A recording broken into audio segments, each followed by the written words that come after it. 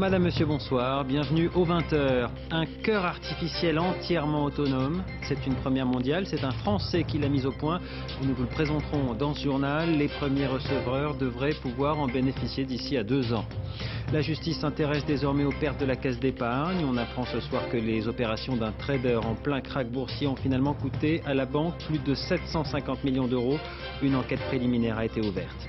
Au-delà de l'économie financière, la crise touche désormais l'économie réelle et le secteur de l'automobile en est la première victime. À Sochaux, Peugeot a dès aujourd'hui stoppé temporairement sa production. J-8 pour les élections américaines. Les candidats poursuivent la bataille dans les États indécis. Ils sont la clé du scrutin. Malgré des sondages très favorables à Obama, nous verrons qu'ils ne reflètent pas nécessairement la réalité du rapport de force avec John McCain. Les vendeurs d'alcool pourront-ils bientôt faire de la pub sur Internet? C'est ce que semble prête à accepter la ministre de la Santé, qui déclare ne pas y être opposée. Alors la fameuse loi E20 qui interdit ce genre de publicité est-elle remise en cause? C'est ce que nous verrons dans ce journal. Et en parlant de santé, on commence avec cette très bonne nouvelle dans le milieu médical. Un Français vient d'annoncer aujourd'hui la mise au point d'un cœur artificiel entièrement autonome. Cela peut paraître paradoxal, mais c'est l'industrie de l'armement qui a permis sa fabrication. Le résultat, vous allez le voir, est surprenant. On espère pouvoir utiliser ce nouveau cœur sur l'homme d'ici à 2 ans. Jean-Daniel Fézaquier, Nathalie Gallet. On ne le dirait pas à première vue, mais ce cadre métallique est un corps humain, avec ses poumons, ses organes, et là en blanc, le cœur qui bat.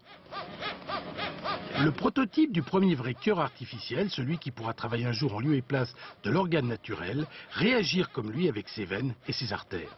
La veine cave qui remonte au cœur, le sang appauvri en oxygène, l'artère pulmonaire qui chasse ce sang vers les poumons, le sang enrichi en oxygène revient au cœur par les veines pulmonaires et le ventricule gauche le chasse dans l'aorte.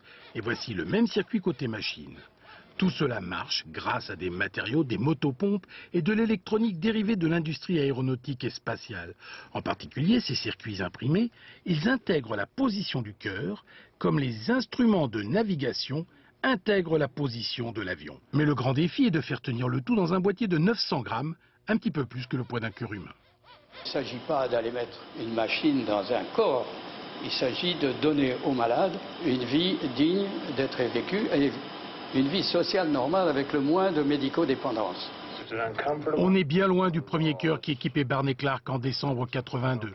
L'homme avait vécu seulement 112 jours relié à ce compresseur de 150 kilos. Aujourd'hui, avec ce nouveau cœur, on vise une autonomie de plusieurs années. Il faut impérativement qu'on aboutisse à un concept, un design qui supporte 5 années de fonctionnement à l'intérieur du corps. Ça veut dire 45 millions de battements par an multipliés par 5. Donc près de 250 millions de battements. La première implantation chez l'homme est prévue dans un délai de 18 à 24 mois. La grande inconnue, c'est de savoir si la société trouvera les financements nécessaires pour aller au terme du projet.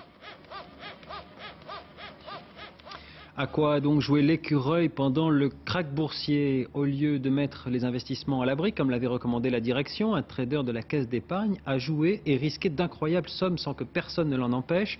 Résultat, la banque a perdu 751 millions d'euros. À sa demande, la justice a ouvert aujourd'hui une enquête préliminaire pour rechercher d'éventuelles responsabilités pénales. Sophie Brune, Damien Louvet. Voilà qui ressemble de plus en plus à l'affaire Kerviel. Après la perte de 750 millions d'euros subie début octobre, l'écureuil a porté plainte contre X. Selon la banque, l'enquête interne a révélé des éléments troublants. Ceux-ci pourraient revêtir une qualification pénale, notamment celle d'abus de confiance, c'est-à-dire un détournement de fonds. Les questions se posent à nouveau sur l'activité des salles de marché, comme par exemple celle-ci.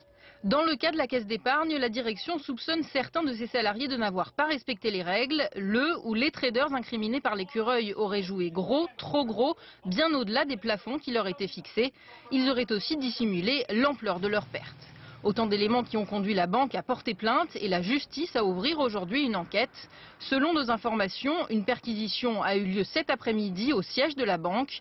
Les enquêteurs auraient saisi plusieurs documents, notamment les bandes-son des passages d'ordre effectués en salle de marché. Et décidément, la crise financière n'en finit pas de faire chuter la bourse à Paris. Aujourd'hui, l'indice de référence a perdu près de 4%.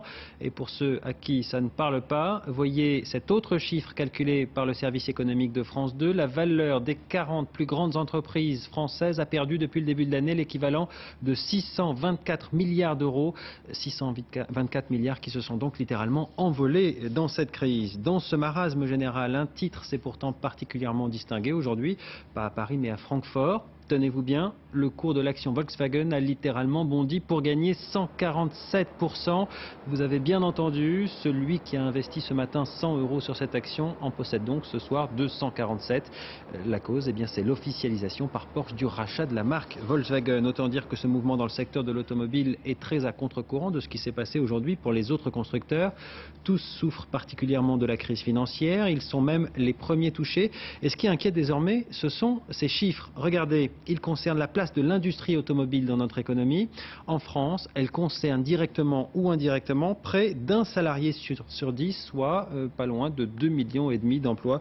Il y a donc de quoi s'inquiéter. Alors parmi les premiers touchés aujourd'hui, les ouvriers de Peugeot à Sochaux, ainsi que les sous-traitants, la ligne de production a été arrêtée pour la semaine. Reportage Christine Beauce, Nicolas Froner. Aurélie Baudouin est en repos forcé, une aubaine pour son fils Corentin. Cette jeune femme fait partie des 7000 salariés de l'usine PSA de Sochaux en chômage technique.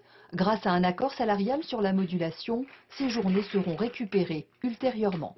Donc on n'a pas forcément d'appréhension. Aujourd'hui, on sait qu'il y a des accords qui ont été signés. On ne perd pas forcément beaucoup de salaire sur notre paie, donc à environ 20 €. Donc c'est clair que on a la maison avec, on peut profiter des enfants. Objectif de cet arrêt de production d'une semaine, écouler les stocks. Sur les parkings de l'usine, des 308 à perte de vue. Après un léger fléchissement au début d'année, les ventes ont chuté de plus de 10% au troisième trimestre, de quoi alarmer les représentants des salariés. C'est inquiétant. Inquiétant, oui, tout le monde quand même parle de crise. On a un produit qui a un certain coût, les gens l'achètent grâce au crédit. On a 2 clients sur 3 qui achètent les véhicules avec le crédit. C'est sûr que tout le monde est en attente. Dans un effet domino, ce sont tous les équipementiers automobiles de la région qui trinquent. Une 60aine d'entreprises. Nadia Zedmia fabrique des ceintures de sécurité chez EAK. Ici, chômage technique signifie perte de salaire. 50% du brut sur la semaine. Donc sur la semaine, voire même plus, puisqu'il y a des sites qui annoncent plus longtemps de fermeture que nous. Donc une perte de salaire importante pour certaines personnes, oui. À Sochaux, on compte beaucoup sur le nouveau modèle de 308 coupés pour relancer la production en 2009. Dans ce contexte économique, le Premier ministre a pu goûter aujourd'hui à ce que l'on appelle une remontée de terrain. François Fillon était en déplacement à Manosque, dans les Alpes de Haute-Provence, pour expliquer les mesures contre la crise adoptées par le gouvernement. Il a reçu, vous allez le voir, un accueil plutôt frais. Alix Bouillaguet. À Manosque ce matin, les cigales ont laissé place au sifflet. Ce n'était pas prévu dans le protocole, mais François Fillon décide alors d'aller rencontrer ce comité d'accueil. En vain, pas de dialogue républicain possible, regrette le Premier ministre. Dans la rue, la crise économique suscite bien des inquiétudes. Toutes les entreprises ferment, les unes après les autres. On donne des milliards aux banques. Vous trouvez que c'est normal? François Fillon est donc venu faire le service après-vente des récentes annonces sur la crise financière auprès de l'opinion. Elle a besoin de pédagogie, puis elle a besoin de... et puis nous, on a besoin aussi de confronter notre perception de l'opinion à la réalité des choses. Mais même dans cette entreprise de produits cosmétiques pourtant florissante, le Premier ministre doit sans cesse marteler son message devant les salariés. Je voulais savoir si la crise va être contenue. L'hémorragie est stoppée et il n'y a pas de risque maintenant de ce qu'on appelle de crise systémique, c'est-à-dire d'un système dans lequel les banques s'effondreraient. Et alors on sait que si les banques s'effondrent, c'est l'argent qu'on a mis dedans qui disparaît. Rassuré, tout en reconnaissant que le ralentissement économique est inévitable, bref, un véritable numéro d'équilibriste que François Fillon devrait renouveler dans les semaines à venir. Toujours au chapitre social, les salariés de la Camif sont désormais fixés sur leur sort. Le tribunal de commerce de Niort a pris sa décision tout à l'heure. Une partie du groupe a été placée en redressement judiciaire. Autrement dit, il lui reste la possibilité de se relever. La période d'essai a été fixée à 6 mois. En revanche, la filiale de vente à distance aux particuliers a été, elle, mise en liquidation. Elle employait jusqu'à présent 780 personnes. François Privat, Fabien Tormos sur place. Des administrateurs judiciaires hués à leur sortie du tribunal de commerce de Niort. Le catalogue de la Camif, c'est fini, avec à la clé près de 900 licenciements. On s'est battu et on continuera. Il n'y a pas de grand discours, il y a une grande tristesse, une grande amertume, une grande colère. Camif particulier accuse un passif de 105 millions d'euros et perd chaque jour 120 000 euros. Par ailleurs, l'entreprise doit près de 10 millions d'euros à divers créanciers. Depuis 5 ans, le célèbre catalogue n'est plus rentable. Le conseil d'administration est autiste, ils n'ont jamais rien écouté ce qui a été dit de la base. Et où on en arrive là aujourd'hui. C'est dégueulasse. Désespérés, les salariés de la Camif en appellent au ministre de l'économie, Christine Lagarde. Les premières lettres de licenciement devraient parvenir à leur destinataire dans les 15 jours. Alors comment enrayer les effets de la crise sur ce que l'on appelle l'économie réelle, celle qui nous concerne tous, celle qui concerne les emplois tout simplement? Eh bien le chef de l'État dévoilera demain son plan de bataille et parmi les pistes envisagées, il pourrait étendre le secteur des emplois aidés et notamment le système de contrat de transition professionnelle. Il s'agit d'aider ceux qui ont été licenciés à retrouver un travail. Un exemple à Toulon avec Stéphane Despinois et Benoît Jourdan. C'était pour elle un rêve d'enfant, ouvrir son propre restaurant, voler de ses propres ailes. Licenciée pour raison économique il y a plus d'1 an, Julie a fait d'une pierre deux coups. Elle a retrouvé un emploi et elle est en plus devenue sa propre patronne. Tout cela après avoir accepté un CTP, un contrat de transition professionnelle. Elle ne regrette rien. On est très suivis en fait. Toutes les semaines, je savais que le mercredi à 9h, j'avais rendez-vous avec ma référente. Pendant sa période de chômage, Julie a touché 80% de son salaire brut grâce au CTP. Alors comment allez-vous? Comment se passe l'intégration dans l'entreprise depuis le mois de septembre, donc fin septembre? Eh bien, très bien. Denis Ney, lui aussi, a opté pour le CTP. Il a suivi un stage internet, a travaillé avec une psychologue.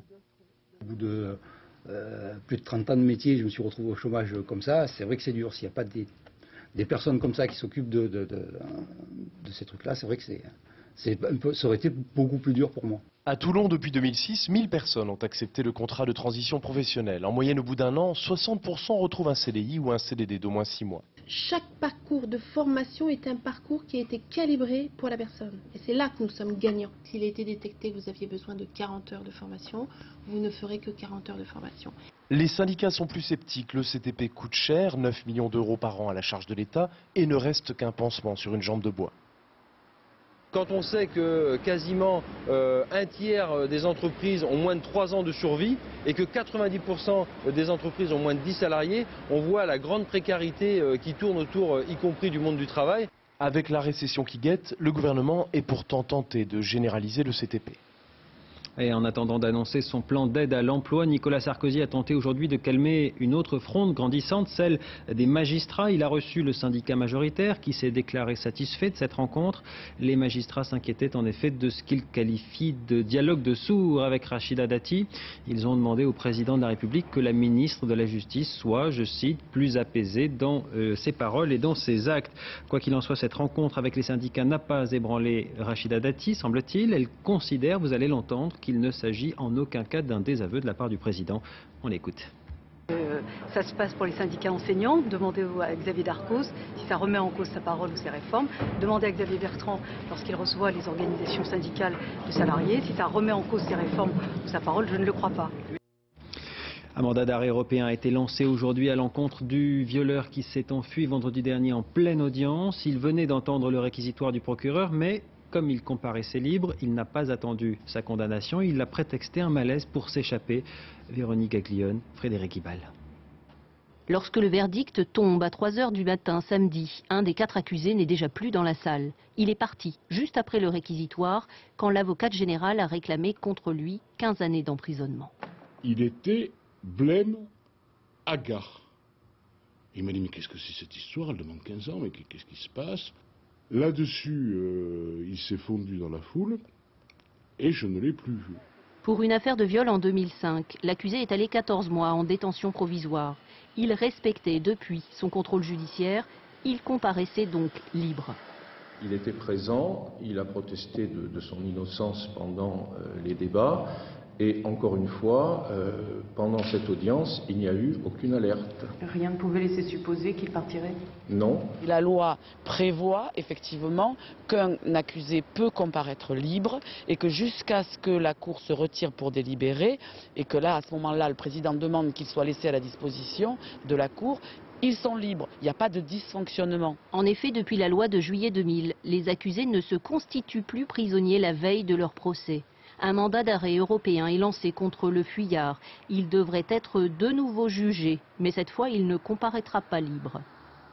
Le procès pour maltraitance dont a été victime un garçonnet de 5 ans s'est ouvert aujourd'hui à Douai. Le beau-père et la mère de l'enfant ont comparu pour torture et barbarie ayant entraîné la mort sans intention de la donner. À la barre, la mère a déclaré devant le tribunal qu'elle avait laissé faire parce qu'elle avait été, je cite, envoûtée par son ami. La suite du procès devrait permettre aussi d'entendre les proches de la famille qui n'ont rien dénoncé, ainsi que 2 médecins qui avaient examiné l'enfant peu de temps avant son décès. Il est 20h15, à suivre une affaire de cold case, comme on dit dans les feuilletons télé, des dossiers anciens que la justice rouvre grâce aux nouvelles techniques d'investigation. Nous parlerons aussi du retour des récompenses et du bon point à l'école pour motiver les élèves. Et puis nous poserons la question de la publicité pour l'alcool sur Internet. La ministre de la Santé dit ne pas y être opposée. Mais avant cela, on va faire un détour aux États-Unis. À 8 jours de l'élection présidentielle, les 2 candidats attaquent cette semaine la dernière ligne droite et Obama semble rassembler de plus en plus de monde. Ils étaient plus de 100 000 pour ce meeting à Denver, dans le Colorado, un État important qui fait partie de ceux qui sont encore indécis et qui feront probablement basculer l'élection dans un camp ou dans l'autre, car Barack Obama aurait tort, et il le sait, de se reposer sur ses excellents sondages. D'abord parce qu'il n'y en a pas un seul qui lui donne la même avance, et puis ensuite parce que ces sondages nationaux ne reflètent pas l'opinion individuelle de chaque État. Or, ce sont eux qui feront l'élection. Correspondance, Alain Chalvron, Ariel Monange. Obama-McCain, McCain-Obama, dans 8 jours on sera fixé. Les sondages ont une chose en commun, ils donnent tous Obama gagnant. Mais ils divergent sur l'ampleur de cette victoire. Pour la même période, du 23 au 25 octobre, 5 sondages qui varient de +5 à Obama à +9. Le même Institut Gallup a 2 résultats différents. Explication, la méthode. Selon, par exemple, que vous sondez seulement les gens qui ont un téléphone fixe ou aussi ceux qui ont un portable, vos chiffres varient. La population à téléphone portable est d'une manière très disproportionnée faite de jeunes, mais pas seulement.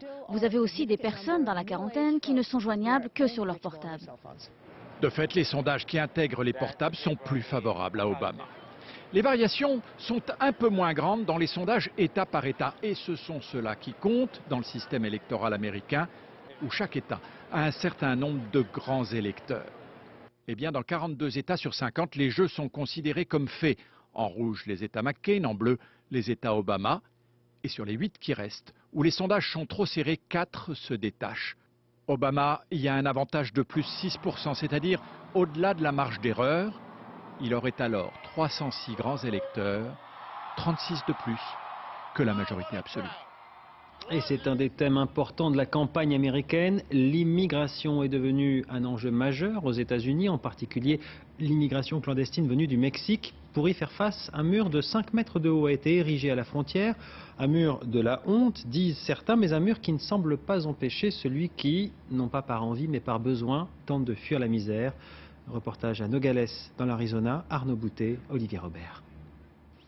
Le mur sépare les 2 pays. Dans les villes frontalières traversent des quartiers et il s'étend à perte de vue. La police des frontières surveille chaque mouvement jugé suspect. Ici, un petit groupe côté Mexique. Il rebrousse chemin. Peut-être reviendra-t-il. Car le long du barrage, derrière les tubes, les traces de passage sont légion. Les agents américains scrutent donc le moindre indice. Vous voyez cette bouteille d'eau? Elle n'est pas abîmée par le soleil. Ça veut dire que quelqu'un repassera, ou bien qu'il l'a laissée là parce qu'il a sauté la barrière. 5 mètres. Ceux qui parviennent à sauter ignorent que des dizaines de caméras les surveillent. Beaucoup n'iront pas bien loin. On trouve ici les moins chanceux ou les plus vulnérables. Des femmes, des enfants qui ont risqué leur vie. Ils seront expulsés quelques heures plus tard. Mais les agents ne se font aucune illusion. Ils vont retenter de passer, peut-être aujourd'hui ou demain. C'est le jeu du chat et de la souris. Le piège à souris ressemble à un gros fusil de foire.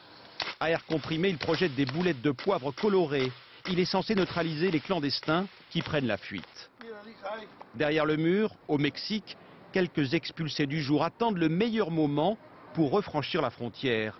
À Nogales, cette association mexicaine les accueille, les nourrit et tente en vain de les dissuader. Pourquoi est-ce plus facile de passer dans un sens et pas dans l'autre? Parce que c'est la loi. On veut simplement travailler. Ces femmes les écoutent et elles ne comprennent pas les Américains. Les Américains ont besoin des Mexicains, même s'ils disent le contraire. Ils en ont besoin pour faire tout le travail qu'ils ne veulent pas faire. Depuis 20 ans, le mur avance. Il est loin d'être terminé. Certains décident de le contourner. La longue marche fait chaque année une quarantaine de décès. La chaleur de l'Arizona est telle que des ONG américaines installent des points d'eau sur les pistes des clandestins. Clandestins, un mot que ces miliciens ne veulent plus entendre. Et ils exigent une construction radicale. Si on le construit, ils ne viendront pas. Construit quoi? La barrière. Là, au nord, et une barrière ici au sud. Lorsque le soleil se couche, ils ouvrent les yeux. Les Minutemen, volontaires zélés, armés et souvent âgés, tentent de freiner l'immigration. J'ai 63 ans. Et quelle honte que notre frontière soit ouverte, sans protection, contre les trafiquants de drogue, les criminels et tous ceux qui entrent et qui amènent des maladies. Alors, la nuit, ils traquent. Ils peuvent se cacher là-dedans. Et c'est à qui? À un clandestin. Ce soir-là, les Minutemen n'ont trouvé qu'un serpent à sonnette. L'Arizona représente pourtant le principal point de passage. 40% des arrestations ont lieu ici, dans le vaste secteur de Nogales. Le mur protège la ville, mais il ressemble à une barrière au milieu de l'océan, car cette portion ne fait que 20 km de long. Chaque jour, la police arrête près de 500 clandestins dans l'État de l'Arizona. Le ton monte entre la Syrie et les États-Unis après l'attaque américaine commise hier contre un village syrien à la frontière irakienne. Damas parle d'agression terroriste. L'Irak affirme que les 7 victimes étaient des insurgés qui opéraient à partir de la Syrie. Des centaines de villageois ont assisté aujourd'hui à leurs funérailles. La France est sur le point d'accorder pour la première fois l'asile politique à un guerriero des FARC. Il s'agit d'un repenti. Il pourra donc être accueilli s'il n'est pas sous le coup d'une procédure judiciaire. Il s'est enfui ce week-end avec un parlementaire colombien dont il était le geôlier depuis 8 ans. La découverte de traces ADN partielles dans différents meurtres commis en Saône-et-Loire relance aujourd'hui l'hypothèse d'un lien entre des cas non élucidés. Entre 86 et 99, 8 jeunes femmes avaient été assassinées dans la région. Cet exemple montre à quel point les affaires classées peuvent aujourd'hui être rouvertes à la lumière des techniques modernes d'investigation. Fanny Stenler, Pascal Caron. Leur obstination commence à payer. Ces familles se battent depuis des années pour connaître la vérité sur le meurtre de leurs enfants. Toutes étaient des jeunes filles sauvagement assassinées dans le même département. Nathalie Maire, 18 ans, battue et étranglée le 2 septembre 1987. Carole Soltisiak, 13 ans, tuée à coups de couteau en novembre 1990. Christelle Blétry, poignardée en décembre 1996. Des meurtres restés inexpliqués. Mais des traces d'ADN masculin viennent d'être retrouvées. Des analyses que les familles ont mis des années à obtenir. Pourquoi est-ce qu'on a attendu si longtemps ? Eh bien, les familles se le demandent, elles sont en colère, elles ont le sentiment d'avoir été maltraitées par la justice. Tous les Français sont au courant des avancées de la police scientifique. On a l'impression que dans nos tribunaux, pour les dossiers plus anciens, on n'a pas encore intégré ces données-là et qu'on ne se sert pas suffisamment de ces éléments pour résoudre des affaires très anciennes. Les scellés, c'est-à-dire les indices recueillis sur la scène de crime, sont souvent entreposés dans les sous-sols des tribunaux, dans une pièce que les magistrats surnomment la caverne d'Ali Baba. En 2001, un tribunal avait accepté de nous montrer cet endroit. Dans ces conditions, difficile pour la police technique et scientifique d'espérer retrouver des indices 20 ans plus tard. Dans le meurtre de Christelle Blétry, l'arme du crime n'avait même pas été emballée dans un sac plastique pour être conservée. Aucune loi n'existe sur la sauvegarde des scellés. Seuls les ADN non identifiés ont pour règle d'être conservés pendant 40 ans. Son actualité aurait dû être la sortie de son prochain album, produit par l'un des fils du président de la République, mais Doc Gineco, soutien de Nicolas Sarkozy pendant sa campagne, a été rattrapé aujourd'hui par une affaire de fraude fiscale. Il a été condamné à 10 mois de prison avec sursis pour ne pas avoir payé les 356 000 € qu'il devait au fisc entre 1999 et 2000, somme qu'il a réglée depuis avec les arriérés. C'est une opération exceptionnelle par son ampleur. En Savoie, dans la vallée de la Maurienne, une explosion a été déclenchée pour faire tomber pas moins de 60 000 mètres cubes de roches qui menaçaient un village en contrebas. Explosion, vous le voyez, très impressionnante. Les habitants, évidemment, avaient été évacués et l'autoroute fermée. Et tout s'est déroulé comme prévu. La Toussaint, c'est l'occasion des premiers bulletins pour les élèves. Ils peuvent d'ailleurs parfois ternir un peu les vacances. Passable, peut mieux faire, tout ça des générations d'élèves l'ont entendu, mais que vaut le bâton sans la carotte? En France, le ministre Xavier Darcos estime qu'il faudrait remettre les récompenses et les rites honorifiques au goût du jour. Alors cela signifie-t-il le retour du bon point? C'est le dossier de cette édition. Il est signé Florence Mavic et Delphine Paric-Miller. Quand l'oncle Sam honore ses filles et fils fraîchement diplômés, voilà ce que ça donne. De l'émotion, de la fierté, de la reconnaissance, tout ce qui fait rêver Élodie. Et voici que la toge, ce grand classique du répertoire anglo-saxon, surgit de sa penderie. Ça fait très diplômé, non? Élodie est sortie major de sa promotion. Elle n'a pas étudié aux États-Unis, mais dans une école française qui a choisi de valoriser ses meilleurs élèves à l'américaine. Ça permet aussi de dire, ben voilà, j'ai réussi, ça marque vraiment, enfin pour moi cet habit marque vraiment ma réussite, j'en suis très fière. Et du coup, oui effectivement, on a beaucoup plus d'assurance et je suis du coup tout à fait prête à me vendre sur le marché du travail. La récompense en grande pompe, le mérite glorifié devant la nation tout entière. La greffe aurait-elle une chance de prendre dans nos écoles? Certains vieux sages en doutent. C'est à travers des fêtes d'école, c'est à travers des pom-pom girls, c'est à travers le sport, c'est à travers une vie collective importante qu'il y a ces rites. Or, en France, précisément, nous ne les avons pas. Chez nous, c'est plutôt l'esprit compète. Le classement, les remises de prix, les tableaux d'honneur, ça vous rappelle pas des souvenirs, justement? Mais qui se souvient qu'en 1968, on a jeté tout ça au panier? Les fossoyeurs, ce ne sont pas ces étudiants survoltés, mais ces politiciens distingués et cravatés, issus des rangs gaullistes. Motif, la récompense exacerbe l'individualisme. Aujourd'hui, le ministre de l'Éducation rêve à nouveau de médailles, de rites honorifiques. Les enfants vont faire le point sur les malus et les bonus. À l'école Jean Jaurès, dans la banlieue de Lyon, la récompense, on la pratique déjà. Axel, pourquoi je t'avais mis un malus déjà? Est-ce que tu te souviens? Oui, parce que j'arrêtais pas de parler avec Juliette. Chaque élève a dans son cartable un permis à points, à l'image du permis de conduire. Selon son comportement et la qualité de son travail, on gagne des points ou on en perd. On gère ses bonus-malus. C'est bien, Axel. Tu vois que tu es capable de très bien écrire. Tu vas pouvoir récupérer un bonus. Ouais, c'est quoi une récompense à l'école, en classe? Une récompense, c'est quand on a été sage et quand on a récupéré des bonus et voilà. C'est important d'avoir une récompense? Oui, parce que ça nous apprend à respecter les autres. Et qui dit permis à points, dit aussi gare aux gendarmes, quelque part. C'est une bonne méthode pédagogique?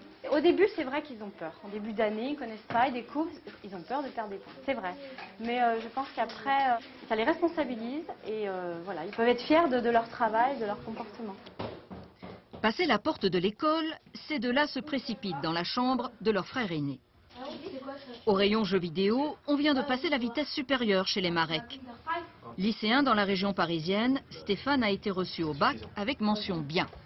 La mairie lui a offert un chèque de 757 € investi dans un nouvel ordinateur. Une récompense en forme de carotte annoncé par la commune dès le début de l'année scolaire. C'est une grosse motivation pour ceux qui sont capables d'avoir la mention bien ou très bien.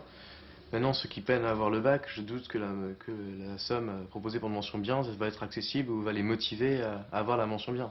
Ça va pas les motiver tant qu'il n'y a pas de cadeau ou de récompense pour la mention, enfin juste pour le bac en lui-même. Récompense et justice vont-elles toujours de pair? Pas si sûr. Est-ce qu'on doit récompenser les efforts de quelqu'un où il progresse, même s'il n'a pas des résultats faramineux, ou bien est-ce qu'on va récompenser uniquement ceux qui ont de très bons résultats? Alors la question de la récompense, elle est là aussi. En voilà une question qui mériterait sa place dans les sujets philo du bac. Mais dans le fond, la meilleure des récompenses pour les élèves, ça ne serait pas celle-ci? Alors, bonnes vacances. Internet va-t-il remettre en cause la loi E20 qui interdit la publicité pour l'alcool? C'est ce que craignent certaines associations qui estiment que cette loi doit s'étendre à ce nouveau domaine de communication. Ce n'est en revanche pas l'avis de la ministre de la Santé. Roselyne Bachelot a fait savoir aujourd'hui qu'elle ne s'opposerait pas à la publicité pour l'alcool sur Internet. Nicolas Lemarinier, Bruno Vignier. Internet et l'alcool, c'est peut-être le prochain cocktail détonnant. La recette, on la doit à Roselyne Bachelot. Dans cette interview, elle explique qu'elle n'est pas opposée à la pub pour l'alcool sur le web, avec des restrictions. De la provocation inutile selon les experts de la santé. Ce qui nous frappe là, c'est l'incohérence absolue entre d'une part des mesures de restriction de la consommation des jeunes et d'autre part un message qui est vous pouvez y aller, c'est un produit qui n'est pas dangereux. Parce que si on autorise une publicité large, c'est qu'on considère que ce produit ne mérite pas de précautions particulières. La loi E20 date de 1991. À l'époque, pas d'internet, rien n'est prévu pour le web. Aujourd'hui, l'interdiction s'applique par défaut. L'auteur du texte lui-même reconnaît qu'un toilettage est nécessaire. Il faut effectivement peut-être permettre la publicité pour les filières, pour les professionnels, pour qu'ils puissent vendre par correspondance leurs produits. La pub pour l'alcool sur le web, c'est eux que ça intéresse, les vendeurs de vin qui font du commerce en ligne. Dans un contexte de compétition internationale, ils veulent les mêmes armes que leurs concurrents étrangers. Toute la filière vin et spiritueux a besoin aujourd'hui de faire de la publicité sur Internet puisque c'est un des médias les plus forts qui existent aujourd'hui dans la distribution et également dans tout ce qui est pédagogie. La pub sur le net, ce serait une victoire de plus pour les alcooliers après quelques autres. Vente d'alcool dans les stades en 98, assouplissement de la pub pour le vin en 2005, commerce contre santé publique, le duel continue. Le Conseil d'État examine aujourd'hui une demande de suspension du fameux fichier de police Edwige, demande faite par des associations qui s'inquiètent de l'archivage des données déjà recueillies, alors que le retrait annoncé de certaines d'entre elles n'a toujours pas eu lieu selon ces associations. Alors en parlant de fichiers de police, il faut savoir que ces derniers existent probablement depuis que la police existe. Un livre d'histoire sur cette question vient de paraître sur les archives de la préfecture de Paris. Il permet de voir que le recueil d'informations, notamment à caractère sexuel, ne date pas d'hier. Daniel Wolfrom, Daniel Lévy. Ici, vous avez des exemples de ces agents qui travaillent pour le service d'identité judiciaire d'Alphonse Bertillon. Alphonse Bertillon, le fondateur de la police scientifique à la fin du 19e siècle. Chaque suspect dispose de sa photo, face profil, de ses empreintes, de sa fiche, une nouveauté à l'époque. Lui-même, Bertillon, s'est prêté au jeu comme Charles Diaz, lui aussi policier et spécialiste de ces questions de renseignement. En voici les modalités. Ces fiches renvoient à des dossiers. Et c'est dans ces dossiers que l'on trouve toutes les informations qui intéressent la police. C'est toutes sortes de ragots, c'est toutes sortes de choses qu'ils ont piochées ici et là. C'est également leur participation en secret à des réunions dont ils rendent compte complètement. En fait de ragots et d'informations douteuses, voici les registres des prostituées et des homosexuels. Voici le registre PD numéro 2. Donc, page après page. Autre fichage, 50 ans plus tôt, sous le Second Empire, consigné dans cet ouvrage sur les archives de la police. Il va y avoir la badigeonneuse, il va y avoir la belle André, enfin toutes sortes de surnoms comme ça. Et au hasard des pages, on va trouver la jeune Sarah Bernard, on va trouver un certain nombre de grandes courtisanes qui vont avoir chez elles des personnages extrêmement importants, des diplomates, des ministres, des députés. Bon, donc c'est très précieux de savoir tout cela. Mais il y aura plus grave encore. En 1940, il est recommandé par Vichy le fichage des juifs étrangers. Chaque juif, homme ou femme, à arrêter, fait l'objet d'une fiche. Ces fiches sont classées par arrondissement ou circonscription et par ordre alphabétique. Du bon et du mauvais usage de la fiche, donc. Mais aujourd'hui, tout cela est sur informatique, à 1000 lieues de ces reliques conservées pieusement au musée de la préfecture de police.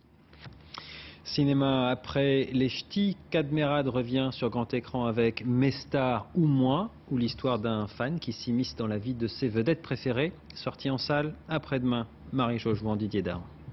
Au début, ça ne me dérangeait pas, mais là, il vient de plus en plus souvent. Et Victor, il en peut plus, il est au bord de la crise de nerfs.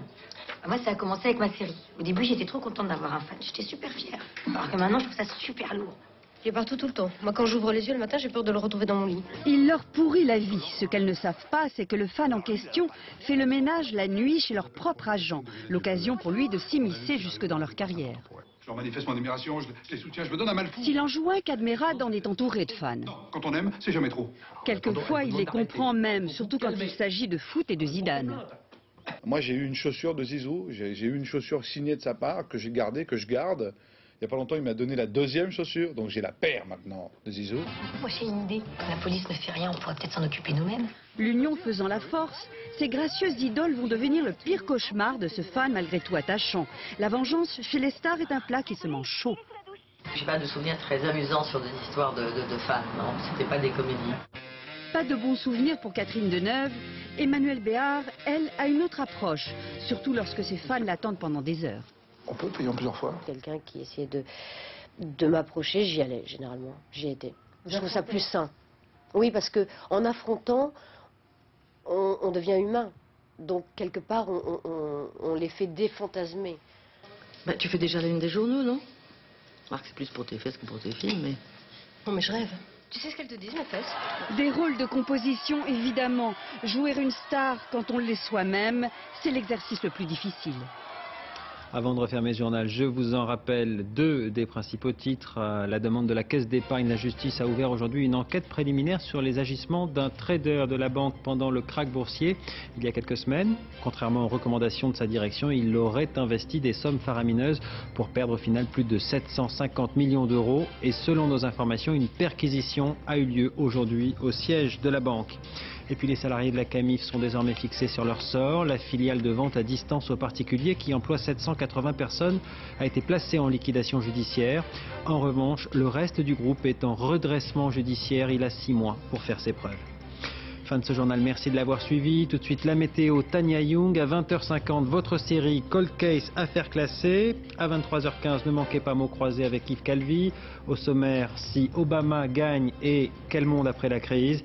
Pour ma part, je vous dis à demain 20h. Excellente soirée sur France 2.